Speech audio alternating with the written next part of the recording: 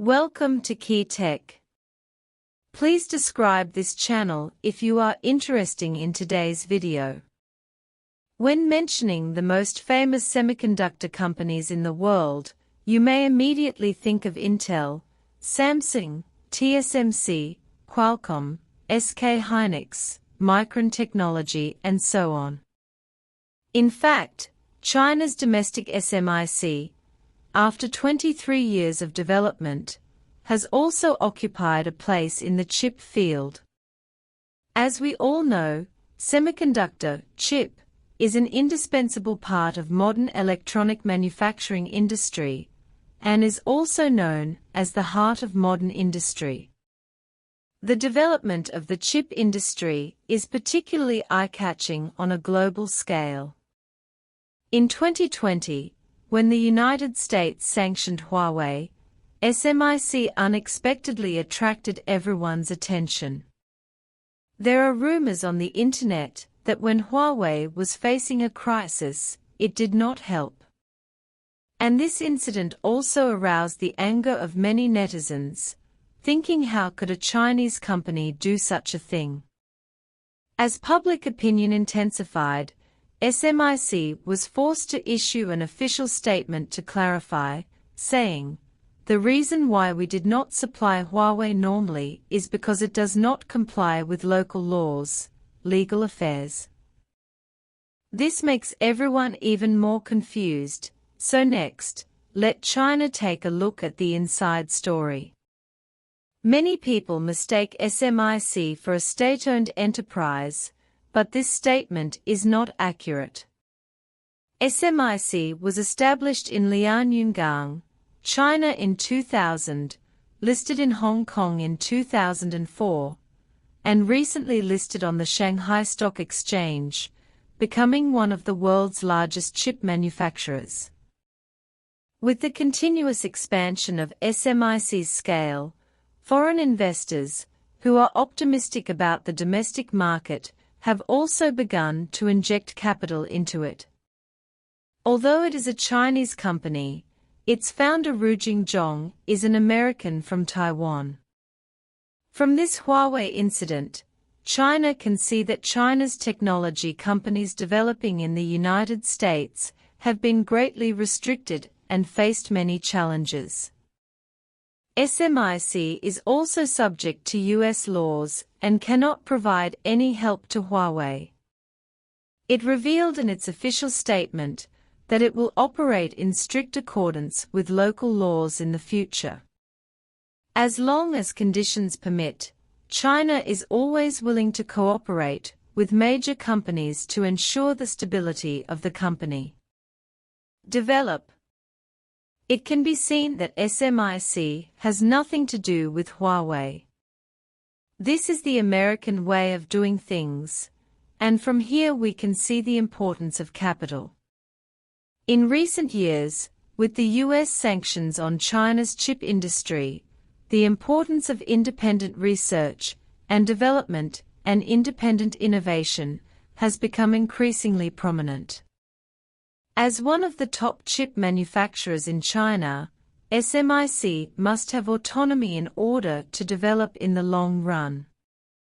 For this reason, many state-owned capitals have increased investment, and the shareholding ratio of foreign capital has also dropped significantly. Recently, SMIC's shareholding structure has undergone major changes. Last year, SMIC announced the issuance of new shares, intending to increase the proportion of domestic capital, reduce the proportion of foreign capital, and enhance the company's independence and self-control. At present, the company's main shareholders are all state-owned capital, including SASAC, Shanghai Integrated Circuit Industry Investment Fund, Shenzhen State-Owned Assets Operation Company, Limited, and so on.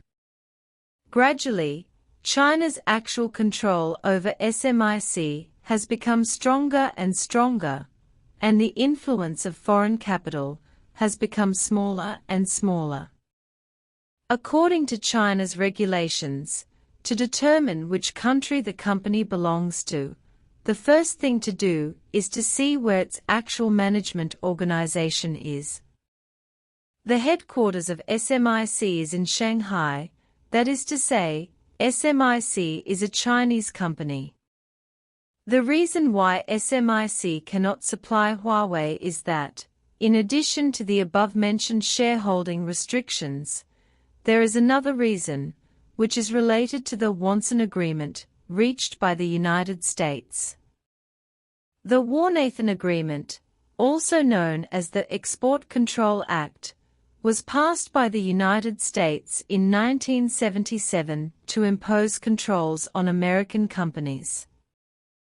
If U.S. companies want to provide high-quality counterfeit military and high-tech products to China, they must obtain approval from U.S. agencies.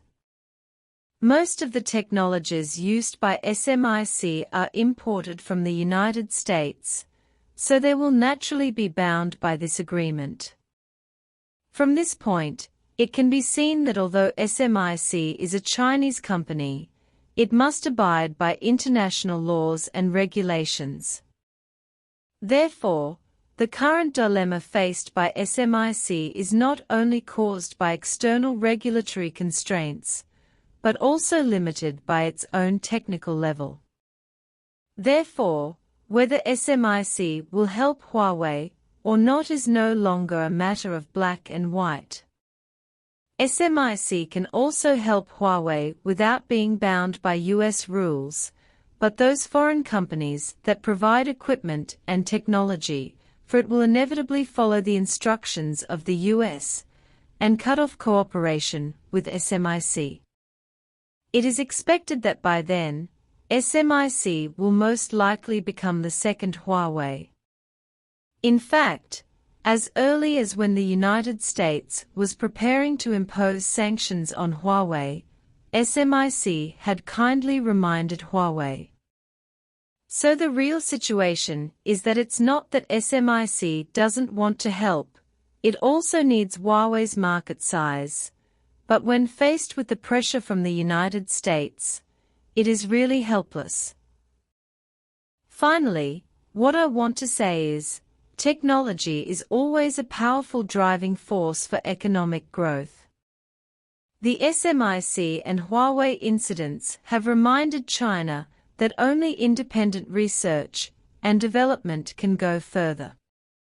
Thank you for watching this video. If you agree with the point of view of this video, please like it, welcome to Forward, leave a message and share.